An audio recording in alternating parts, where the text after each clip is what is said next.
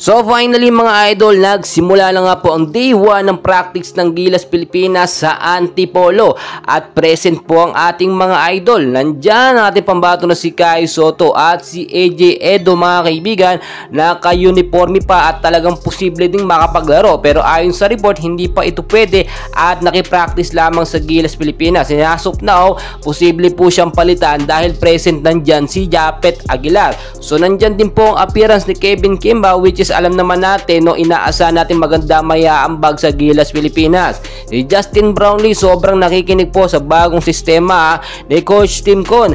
Well mga idol, ilang araw na nga lang po simula ngayon ay magsisimula na ang unang laban ng Gilas Pilipinas kontra sa team ng Hong Kong at kinakailangan po nilang makuha yung kanilang chemistry dahil syempre kahit magkakakilala na po sila ay yung iba hindi masyado nakakapaglaro, yung iba naman nasanay sa PBA at yung iba naman nasanay sa laruan sa B-League sa Japan. At talagang makikita natin magandang sistema at first 5 lineup po ang dapat ditong gawin ni Coach Tim Con. Tulad ng ating sinasabi, ilang big man meron tayo, 3 po. Nandyan si Junmar, si Japet Aguilar at etong ating pambato na si Kai Sotto. So tulad ng ginagawa po ng Yokohama dito kay Kai Sotto, madalas si pinapasok sa first 5 lineup at binibigyan ng mahabang playing time, pang depensa lang at panakot minsan sa kalaban.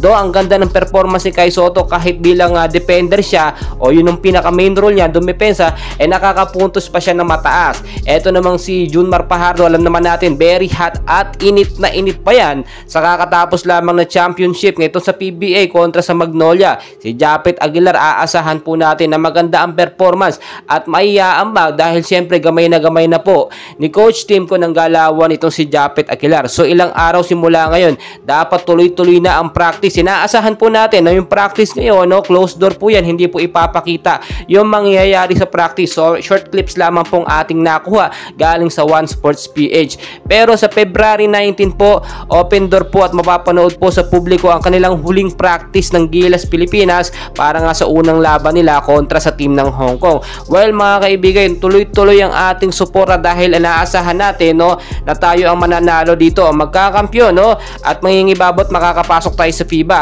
Bakit kamo? Bakit ko nasabi? Dahil isa po tayo sa may pinakamalakas po na team ngayon nalalahok sa FIBA Asia Qualifiers 2025. So hindi natin dapat sayangin yung pagkakataon. All out support ang mga Pilipino.